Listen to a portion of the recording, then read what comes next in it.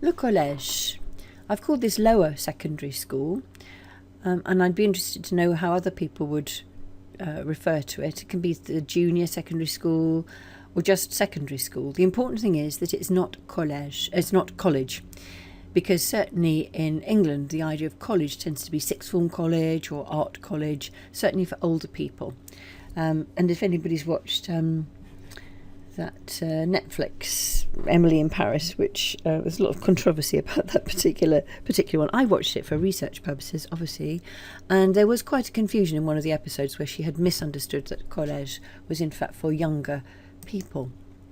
So there we are, that's our visit with l'école Blomet, which is actually for all types of school, but that's just to represent what a typical room looks like in a collège. There we're having an art lesson.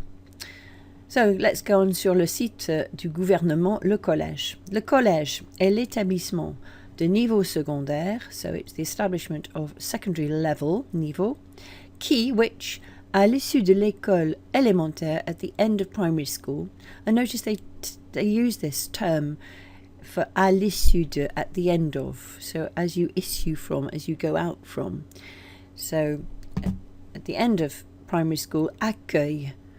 Remember, accueillir can be to welcome, but here you can receives tous les enfants scolarisés, all school children. Ils y suivent, so that's the children, they follow there, 4 années de scolarité, 4 years of schooling, la 6e, la 5e, la 4e, et la 3e. And then it tells you about the school building. So if you click on there, you can go into the site straight away. And when you go there, the first thing you see before you go to, it tells you all about what happens, and there's a nice little picture somewhere else which explains what the exam looks like. But you're struck by this straight away. Une nouvelle étape pour le collège. A new stage for le collège, for secondary school. Going back to the political video that I did about what's going on in politics, remember that at the moment there are quite a lot of changes. And the idea is that they're trying to make it so that it's more attractive for people. People are more engaged, not décroché, not dropping out. And also this idea that they want people to be thinking more about looking outwards to other countries. So let's see. These changes which we're about to look at are why? Pour répondre aux besoins des élèves, literally to answer to the needs of children, so to answer their needs. Enrichir l'offre d'enseignement, so to enrich the offer, try to make it a bit more exciting. Donner plus de souplesse aux communautés éducatives pour définir leur projet d'établissement. This is important. The school system in France has always been seen as being very rigid. These are the subjects you do, everybody's doing this is the number of hours you do. This change now is making it so that schools have got some sort of flexibility, souplesse, to bring in some projects. And the other thing is proposer une ouverture sur l'Europe et sur le monde. So look outwards towards Europe and to the world. So how are they doing that?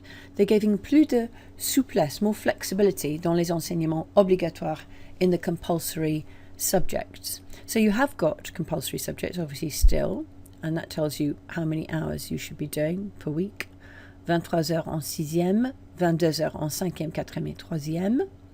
But you have this what's called complementary subjects, where you can, by the end of the schooling, they should each have had something which is complementary to it. So it doesn't have to have a particular theme, it doesn't have to be a number. This is the number of hours which should be given to this.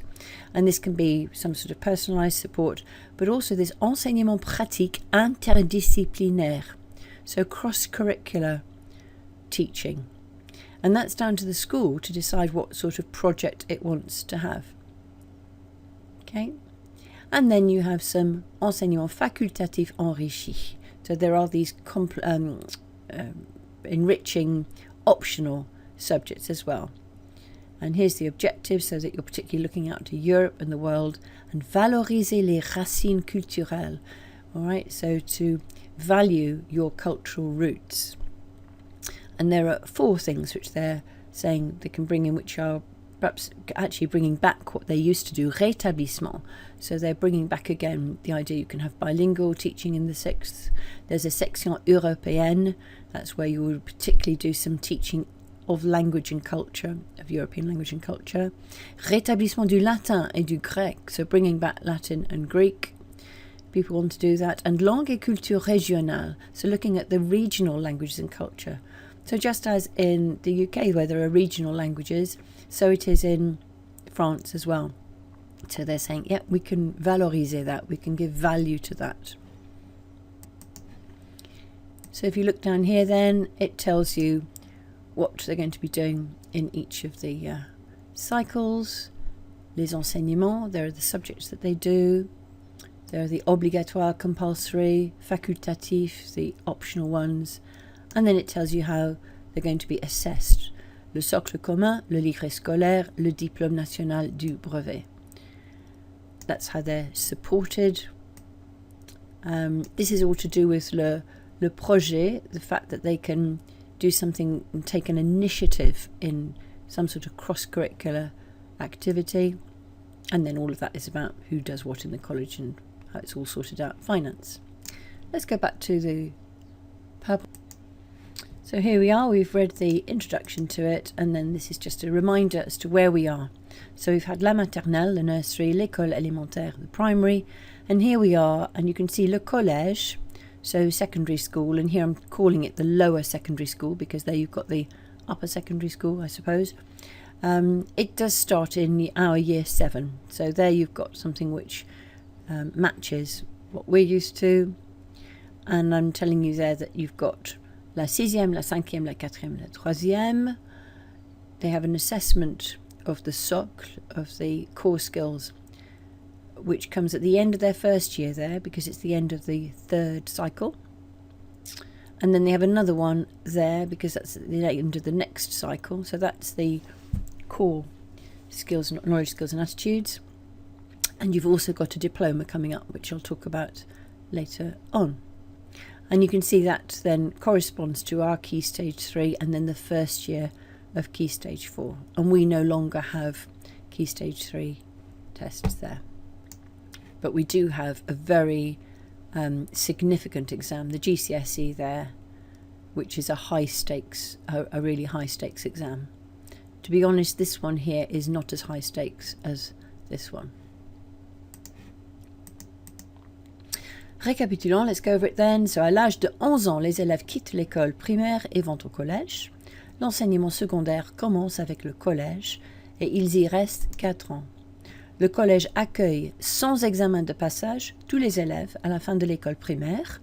Il permet de scolariser tous les élèves dans un cadre unique. So everybody's under the same roof. They have one setting. La scolarité du collège comporte 4 années, la 6e, la 5e, la 4e et la 3e. La scolarité obligatoire est organisée en cycle de 3 ans qui donne le temps nécessaire pour mieux apprendre. Au collège, la 6e est la dernière année du cycle 3. Les autres niveaux constituent le cycle 4.